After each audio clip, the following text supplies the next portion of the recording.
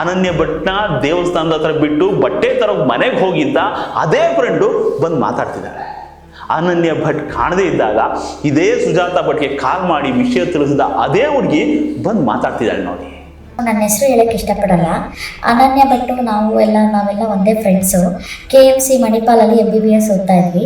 Actually ನಾವೆಲ್ಲರೂ ದೇವಸ್ಥಾನಕ್ಕೆ ಅಂತ ಬಂದಿದ್ವಿ.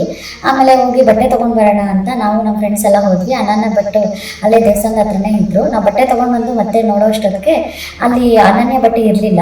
ಅಲ್ಲೆಲ್ಲ ಹುಡುಕಾಡಿದಾಗ ನಾವು ಅಲ್ಲಿ ಕೇಳಿದ್ವಿ. ಅಲ್ಲಿ ಯಾರೋ ಒಬ್ರು ಹೇಳಿದ್ರು ದೇವಸ್ಥಾನದವರು ಅನನ್ಯ ಭಟ್ನ ಹೇಳ್ಕೊಂಡು ಹೋಗ್ಬಿಟ್ಟಿದ್ದಾರೆ ಅಂತ.